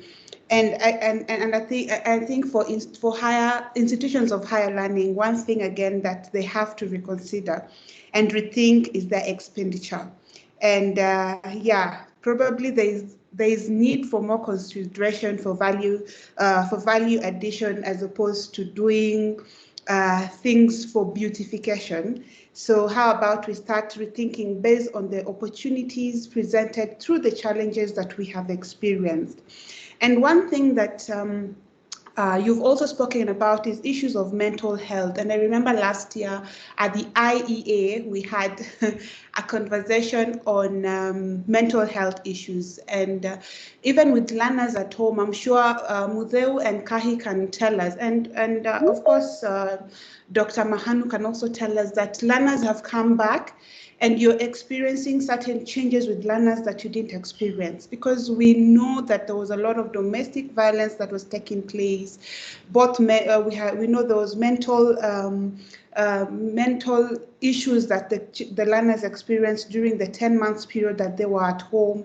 So yes, mental health issues are also issues that we really have to look into, even as we are having learners. And yes, as we are having our learners back home, I agree with Kahi, we as parents, we have to work together to ensure that our learners are still safe, because it would be very unfortunate that our learners in boarding schools have been safe all this while, then they're back home and we are having them contracting COVID. And with this third wave, which is proving very deadly, we really have to be very careful and more concerned about our learners, even as we are having them back home. So I'd like to remind us that we are moving to the plenary session, and I would request that let's make use of the chat box. Even as I welcome my colleague Kwame, who will take us through the plenary session, let's make use of the chat box. If you have any question, and you also have a hand raising icon which you can use. So if you just click on the hand raising, Kwame will be able to see, and I will be able to see, and we'll give you an opportunity to unmute yourself and proceed to ask your question. That said, karibu sana Kwame. Thanks, Winnie, and thanks to our presenter. Let me not try to summarize. The only thing I think we need to set, because this conversation is recorded, is at the beginning Winnie said that globally, I think she meant 1.6 billion students were kept away from school because of the effects of the pandemic and the necessary restrictive measures that governments had to take to keep everybody safe. She mentioned 16 billion. Of course, that's almost twice the world's population. I think it was an error, but it's just important to place the correction so we have the right number stated. And then we had Mudeu Kasanga from the Kenya Private Schools Association talked about one, the kind of responses that private schools had to go through. Obviously, there was an anticipation. Right at the beginning, many people expected that this would be short. I think people who ran schools and understood the pandemic understood that it might not be, and so they set in place some kind of arrangements to ensure that some learning would go back would continue to the best extent possible. Mr.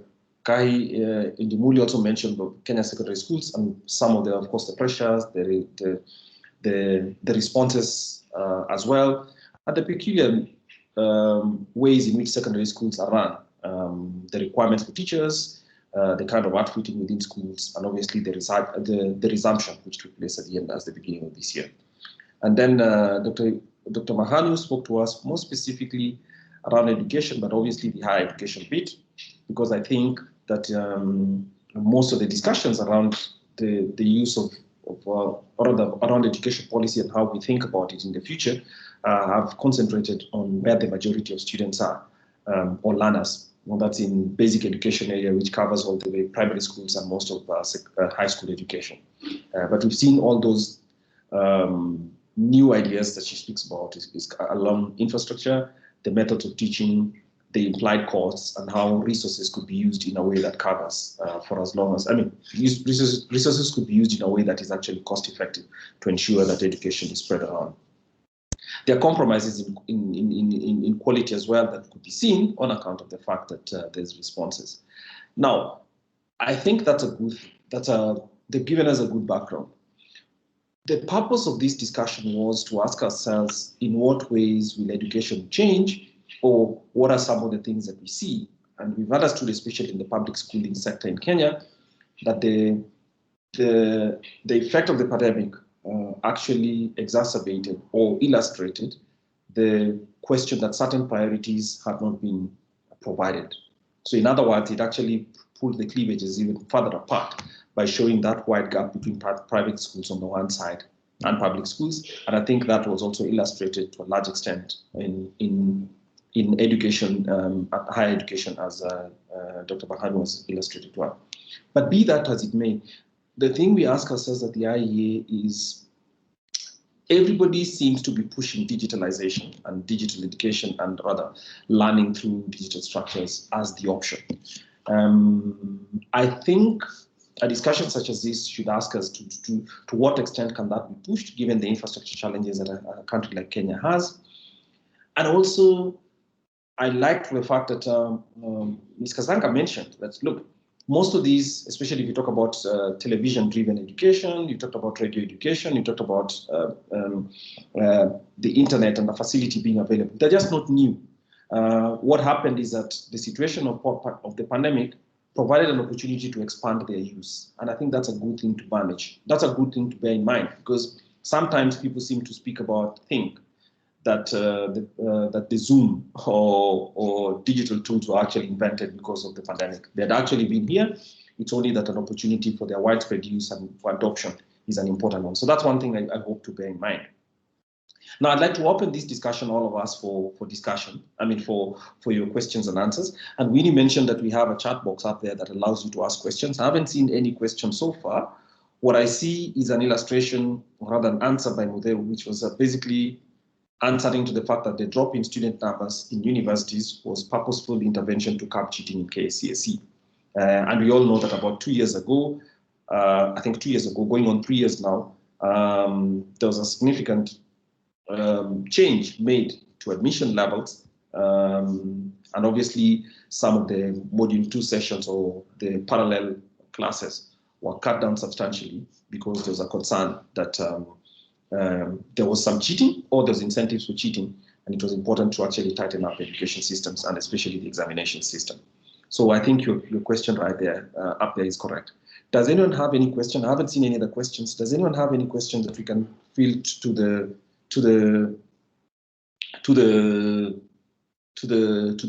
panelists?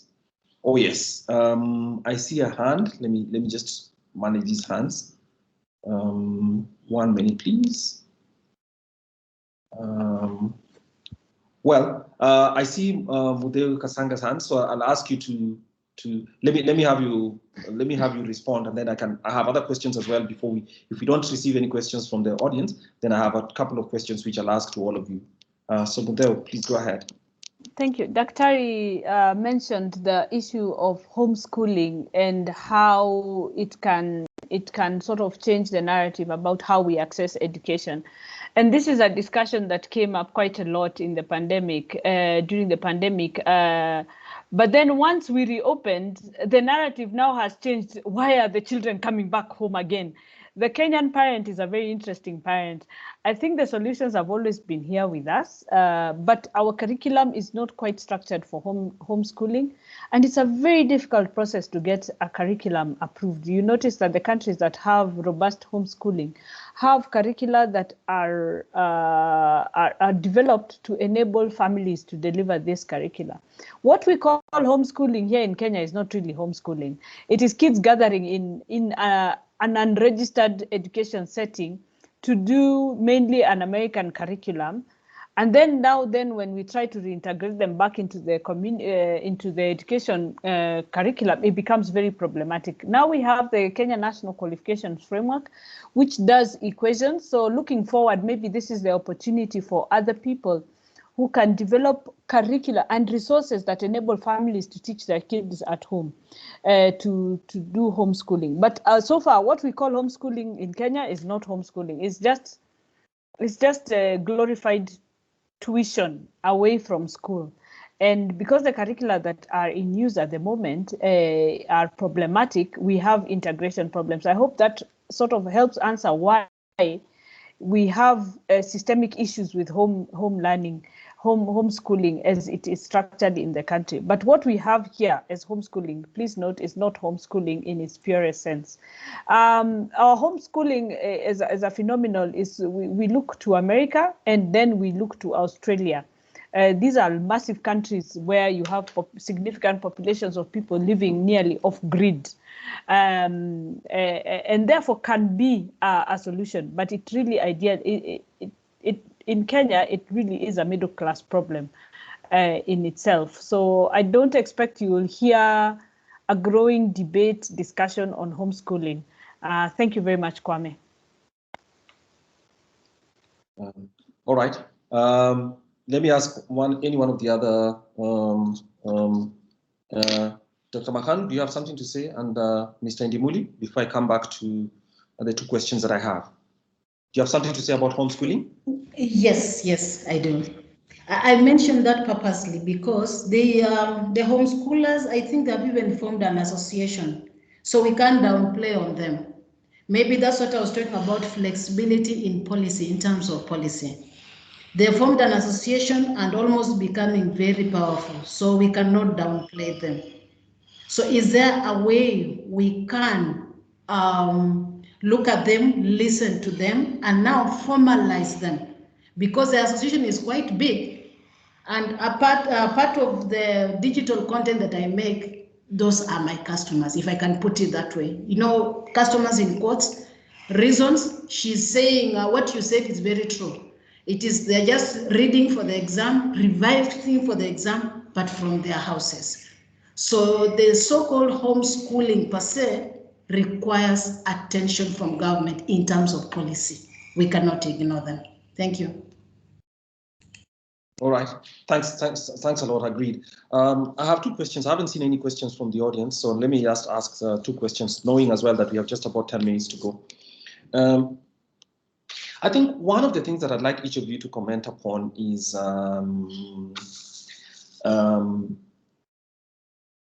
I think that the emphasis on digital education is itself based on the fact that people are not really sure whether we will have a resumption of normal schooling again.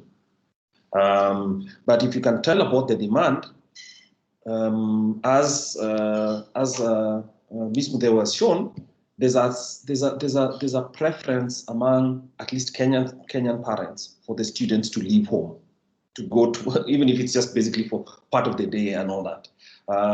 So a passive form of learning through homeschooling, not homeschooling, through digital tools and everything else, in my view, remains a second choice or an alternative to supplement training.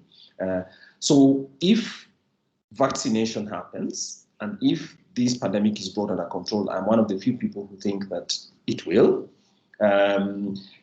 What do you think will stay with us and what do you think will change? How will education change given the reality? Because I don't think it's tenable to assume that all of us would stay home. The infrastructure backlog is terrible. As you could tell, we also started this meeting a few minutes late because just as we were starting to start, there was a power trip and then all those things needed to change. So what do you think about the changes that have been made will stay and what of that will not? Because one of the things I'm also careful about is I read an article from the US and some people are cautioning against what we call the technotrans, which is to the belief that if we use digital tools, we will solve all problems related to education and we'll be unable to, that the world should basically move. I ask, for instance, Mrs. Bahanu, the IEA has an office for which we have a lease of a few years to come. Still, it will not be possible for us, digital or not, it will not be possible for us to tell our staff that you can all work from home. It's just not possible. So I'm asking myself, to what extent will this new fascination with digital tools meet the reality of how people really run lives? In addition to the fact that not everybody's home is necessarily catered to be an office and a household at the same time. So what do you think are some of the changes that will be real? We, for instance, at the IEA think that we publish some research every year, and some of our researches are popular with people circulating maybe 5,000 for the more popular ones. And this, regardless of the fact that we have them online and available for free, people are still willing to come to the office and actually pay for a physical copy. So to what extent is the digitalization of education driven by real demand, or is it driven by the fact that we actually just have a shock in the form of a pandemic that was extremely dangerous and how it might affect the provision? The second one is the teaching side, because we are talking about the demand side, so the supply. How will it change how teachers are trained, how teachers are deployed, and actually even how teachers are assessed? Because assessing of quality is also an essential thing. So those two questions I will open up, and let me start with opening up to Mr. Ndimuli. Of course, to each of you will make a round, and then obviously if you can make your final comments. But let me start with Ndimuli. I'll come to Mahanu, and I'll finish up with Ms. Kasanga. So let me start with Ndimuli. Please go ahead. Thank you. Thank you, Mr. Kwame, and thank you, my co-presenters. Thank you, Daktari. I've taken quite a bit of notes, and maybe we can also get those slides through our emails for knowledge sake. Now, when we look at digital education, Kwame, you have asked how many of these things that we are discussing now will remain in education, and what are we going to discuss? I would say that we need to use educational tools to enhance our teaching and learning, to enhance our pedagogy. So I'm saying we may not be losing them, but we may need to use them for enhancement of teaching and learning. How do we use these tools to mitigate the challenges that we are going through today? For example, the teacher shortage in schools, secondary schools, for example. How do we therefore use technology to mitigate that? I have a class, let's say, of 60 students. And when I bring in social distancing, I need to divide it into 3 classes, and I have 1 teacher. How then do I use technology to leverage, to ensure that this 1 teacher still is able to impart a knowledge to all the 60 students, those seated in 3 different places within the institution?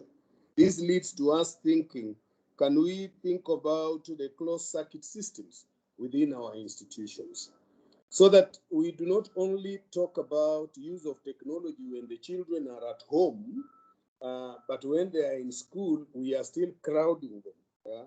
Even with or without pandemic, this issue of crowded classrooms must be addressed. So I think technology should assist us in enhancing the teaching and learning in order to get better outcomes from our children. The idea also of assessment of teachers and even training. When we were sitting on the task force on educational reforms, this idea came up, where teachers should be used as research personnel within the class. From your class experience, can you offer information that can inform the training of the future teachers? What we do today, we only come in, do our chalk and whatever and finish. But we do not get the experience, share with Wakina Dr. Mahanu as trainers of teachers to be able to improve the quality of the teacher that will come after me. And this is what the new teacher training, if you looked at the CBC, the task force report, is bringing in the aspect of teachers training and teachers in the field to be used as research people to inform training. And this can only be accelerated by use of technology. So let us not just look at it as for use of teaching and learning, but can it also be used to assist in the improvement of the pedagogy that we have for our future? Maybe at that point, I would leave it at that as of now. Okay, thanks a lot. What about Dr. Mahan? Go ahead. Yeah, thank you. To me, what I've been putting in capital letters, even if I'm so much in EduTech and I love it with passion, the future is hybrid. So that's what I write in capital letters. The future of education is hybrid. Hybrid in terms of the teacher. We need that old professor. We need that old teacher. Then we need the new ones to come and help us know the gadgets. As a teacher teaches over time, they get the experience. We cannot leave this teacher to go because they are frustrated with gadgets, with the technology that they have. So we need both the old professor and the young professor. So hybrid in terms of the teacher. In terms of resources, we need textbooks. We can't get rid of textbooks. That is not true. We've tried ebooks, then recommended ebooks. After we recommended, they went sat a bit.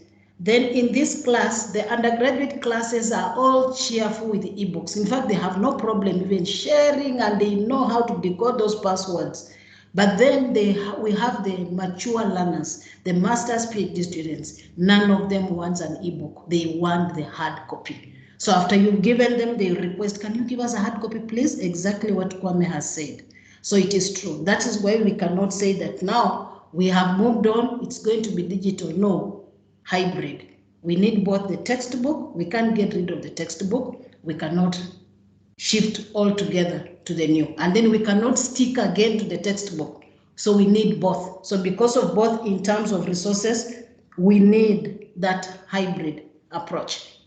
Now, someone had mentioned also in the chat about mobile. So do we go mobile all the way through and through? No, because of human interaction, we may need somewhere to meet. That somewhere to meet is what improves our social interactions and therefore the mental health, which we really value. Take, for example, there was some value add. Now, this one not just boasting, but just saying what the market has been saying. There is something about our students. There is what we call the fashion, we have the fashion cops at the gate. We control the dress code. That bit is no longer there. They haven't come, they are coming in May in the physical classrooms. So as they come in May, a few of them in some courses have come back. The challenge is they have actually changed.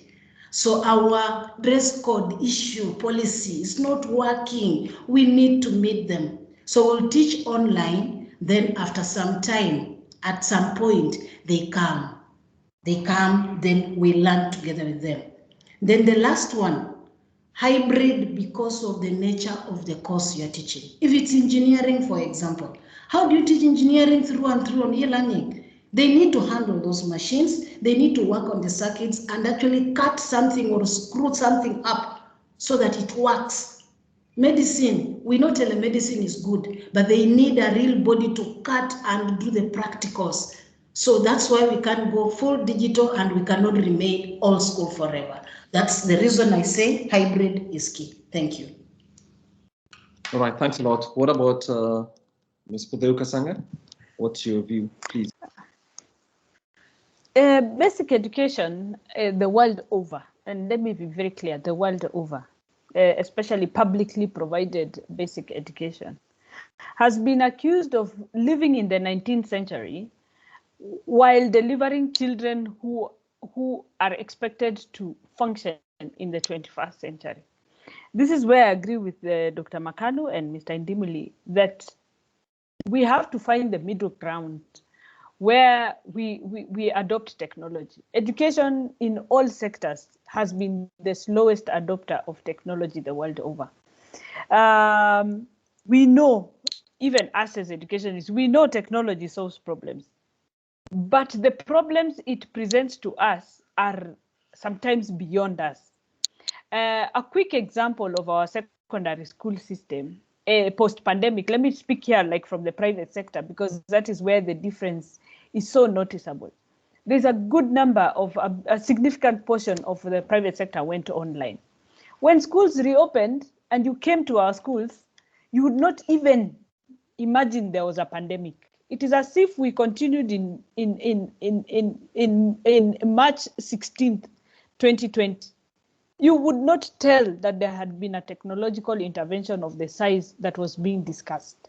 We went back as if nothing happened at all. Day one, we were searching students. Mr. Ndimuli can confirm this as well. And we didn't want to see a single bit of technology on these children at all. Because how the technology is used in schools for us causes more problems in the day-to-day lives of teachers, given that the majority of there's a significant proportion of our schools that are boarding. So therefore, we have a love-hate relationship when things revert to normal as educationists. And this one, it requires a huge. Speaking from the university end, look at the cost of just putting up firewalls to ring fence the use of technology within an education institution. There's no basic education that can afford licenses of that caliber. Look at the anti-plagiarism software that universities have to invest in. Even colleges are struggling with that kind of costing of technology. So for us, it will take a real while. We can talk about all amounts of blended. Yet at the beginning of the pandemic, the biggest problem we had with, let me use Zoom here as the perfect example, was the fact that these are not technologies meant for education.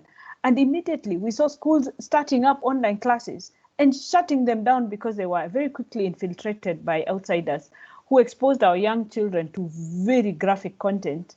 And we very immediately, you know, all the excitement we had for technology was immediately, you know, you step back and then rethink how to do it. I've got my own daughter who's in university, who says to date, one of the biggest issues they have is when their lessons are Zoom bombed and graphic content. Then once a week on average, they have to stop their lessons and suspend their lessons because they have that challenge with the current affordable software available for online learning. So technology solves problems, but it presents another set of problems that for us in basic education are near insurmountable because of the cost implications. We know for a fact that technology enhances learning. That one is not in doubt. We know that the teacher experience is made easier by use of technology. And we know that it can really expand the scope of learning. But just the challenges that in itself, when done in the proper educational manner that protects the safety of children, for us that becomes the biggest hurdle that we have to overcome. And as a parting shot, as a private sector, like I said, we are very aware that this is the trajectory that education must take. It will not be the instant transformation that perhaps was expected, given how quickly we have reverted back to our normal teaching strategies. But we hope with a constant discussion and with negotiations with providers, we can lower down some of these costs so that safety, online safety, becomes the biggest thing. Adopting technology is not a problem. Guaranteeing online safety for our learners, especially in basic education, where kids are under 18, becomes a very big priority as we move forward on this technology journey. Thank you. Thank you, Kwame. All right, thanks a lot. I noticed we are 10 minutes beyond the time we promised to end the discussion, but we have two questions from Joanne. Some of it has been answered by our panelists, but let me just read them about a bit so that so one, Joanne says that EduTech is the future with or without the pandemic. I know from my son's school, an ill child is able to attend class and even take exams online. I think she says maybe we need to encourage the hybrid model, but equitable access may be a challenge for public schools. This, amongst other costs, will require big investment. How feasible is this in the next 3 to 5 years? I think some of that has been answered, but it's a good thing that we're actually recognizing the place of the hybrid model, both based on just Kenya's economic realities, but also on the fact that, look, learning itself is both a give and take. And I think teachers and institutions must choose what is most feasible and convenient for both the learner and the teacher. Now, Dominic asks again, I think this question is specifically to Kahi. He says, Kahi suggested a mobile technology introduction to schools for learning, yet I remember how digitalization of learning failed from the 2013 Jubilee Manifesto promises. How can we get ourselves to such again? I think some of these questions have been answered again, but it's telling me that one of the things that our conversation today has shown us is that everybody recognizes, I think, as all of you have emphasized, that digital uses of technology actually facilitates and enables learning and actually can improve access. But it's not necessarily a silver bullet, and we should not treat it as such. So I'll come to each of you finally and ask you to make your final comments. And obviously you can respond to some of these questions, though I think you have in your previous one. So let me start this time with Mudeu. Please make your final comments, and also, yes, please make your final comments before we go to your other part, to your co-panelists. Thank you very much for this very fantastic discussion, and I really want to thank my co-panelists who are my colleagues in various areas. Mr. Indimuli, who we've really worked together during this pandemic, and Dr. Evelyn Makanu, who happens to be a year mate of mine from Kenyatta University. So we in education are very cognizant of some of the issues, and the pandemic laid them bare, like we said earlier. Recovering from the long closure is what is going to be the ongoing discussion. And the lessons learned are very stark. And given the economic situation in our country, we are not quite sure whether we are able to put timelines to some of the strategies we know need to be done in the short term rather than in the long term. And things might end up taking longer to get sorted. But that said, we have the advantage of a rollout of a new curriculum, which actually does address some of the systematic problems that we have with our current 844 curriculum. 21st century skills, including the use of technology and embedding technology in the whole learning framework, is one of the things that the competency-based curriculum comes in very strongly. And once the students hit university in another 8 years, the difference will be very, very stark. For us who are already experiencing CBC, we already feel the difference between, say, for instance, grade 4 students and their thinking skills and how they digest knowledge compared to, say, standard 5 children of the 844. It has been the wish of the various players in education to see whether we can trickle up some of the things that we are doing with the competency based, to see whether so that we can reduce that starkness of difference between the two systems. And that time will tell. That time will tell. Already it is happening with the reforms in secondary school, where we are no longer, when you look at the change in testing, and Mr. Indimuli can perhaps just mention this, the change in testing means that we are no longer just testing memory work at KCSE. And those in university can possibly already see the difference between the output of students coming into them. So these are some of the larger, policy changes that might not be discussed in the media, that people may not know about.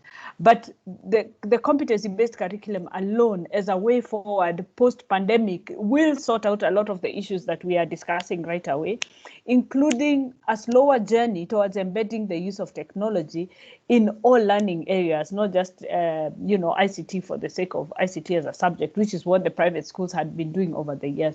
So as a parting shot, there's light at the end of the tunnel, and we do have a very robust education system that has been able to recover near instantly, and that is something that was totally unexpected. And the resilience of Kenyan children towards the pandemic has helped us go a long way towards having a first and second phase of the successful, despite the fears of the current wave at the pandemic level. So thank you very much, Kwame. Thank you very much, Winnie. I look forward to further engagements, and thank you very much to my fellow panelists. This has been a very robust discussion. Thank you. Okay, Dr. Mahan, you're next.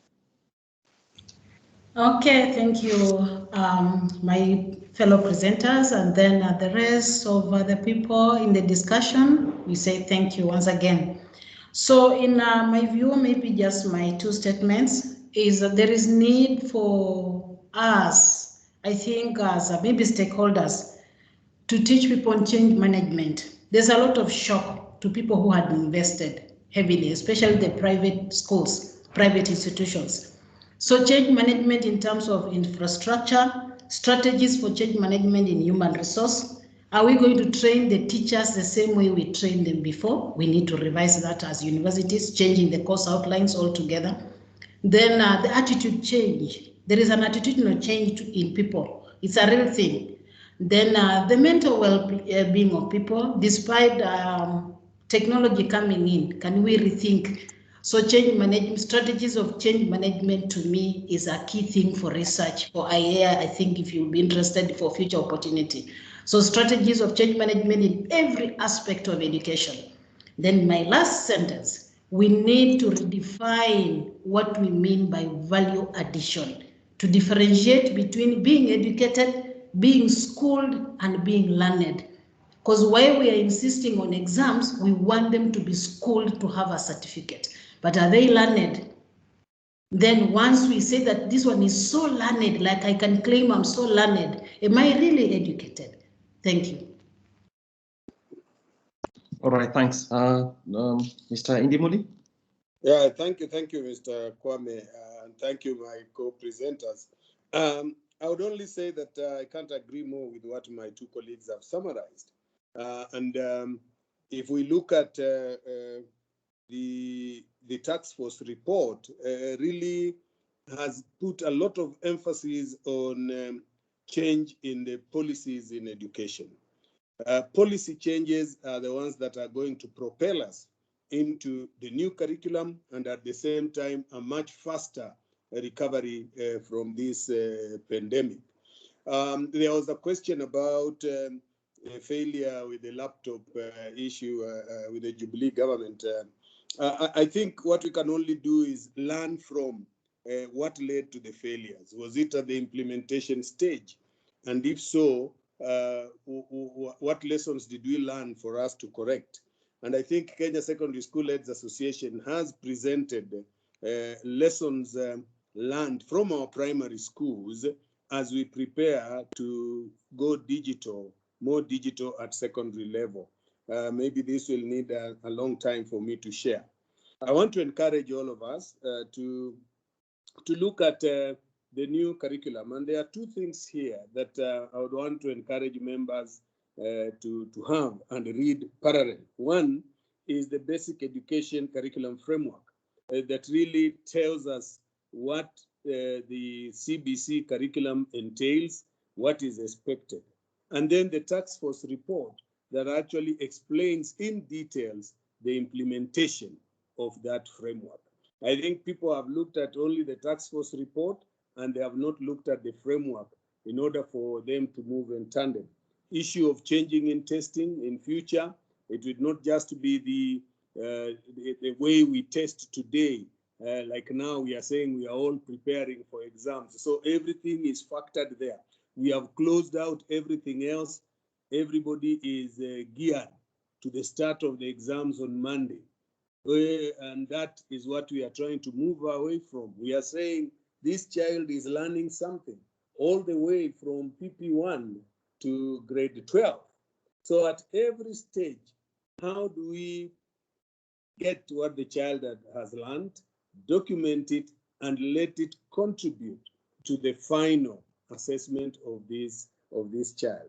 So as Madam Mutheu did say, CBC will be responding to quite a number of the questions we've raised, but as usual, it is not the only solution. I agree fully with the idea of a blend in technology and the traditional teaching. Issues of e-books. I had quite a robust discussion with some publishers, and I was asking them, when you take the book, for example, KLB Physics textbook, book 1 or Form 1 book, and you put it online, the same way it is physically, then you've not improved on it. Nobody will want to go and read that book while he or she can read it physically. The e-book must provide an opportunity of interaction with the material that is contained in that. So I think as Daktari did say, yes, we need the books, the e-books, but we also need the physical ones. The e-books must provide an opportunity of interaction.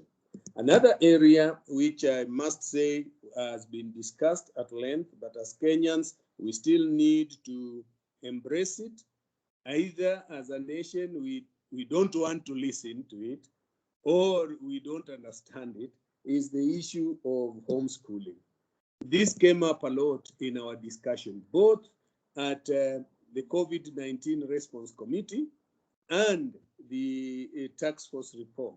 But I'm sorry to say, most of the ideas that were brought up, even when we invited the association to share with us, was not fully embraced, and that is why you will not hear about it in the two documents. So it is a debate that we must enhance so that all policymakers understand and let it be entrenched as an alternative way of curriculum delivery for our children.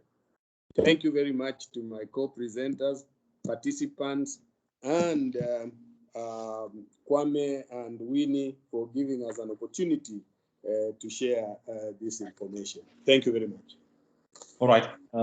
Thanks a lot, everyone. And I'd like to thank my colleague Winnie who put together this meeting, and the panelists specifically for all making time to sit here with us and to prepare, or rather to make the preparations and to sit here with us, teaching us about what some of the insights you have regarding broad responses to the pandemic and some of the changes, some permanent, some less so, some long-term on the education sector. There's no doubt at all that one of the things that gives you the most hope about any society, or perhaps sadness about a society, is the way the education sector is arranged and managed. And I think the effort that many people, both in the public, the private sector, and other actors, researchers are putting in to try and fix or to make sure that the education system in Kenya is fit for purpose, but is also fit for what the learners require, is one of the things that, in my view, are most encouraging about the country, Kenya. All those who are here and you ask your questions, thanks to some of you are members of the IEA. You're reminded that the IEA is an organization with members, and part of what we do is basically to prepare and provide platforms such as this for all of us to learn so that we can participate more effectively in public affairs processes. So I thank you all for being here with us, and we'll have another public forum webinar of a similar kind on Friday afternoon at 2. We'll be discussing revenue forecasting behavior of the government of Kenya over years and some of the effects that it has on the execution of fiscal policy at national government and county government levels. So I thank you once again for being here, and to our panelists, well, we can't be close to them to give them a fist bump, but I think I'd clap for all of them. Thank you very much, ladies and gentlemen, and have a good morning. Good afternoon, brother. Thank you.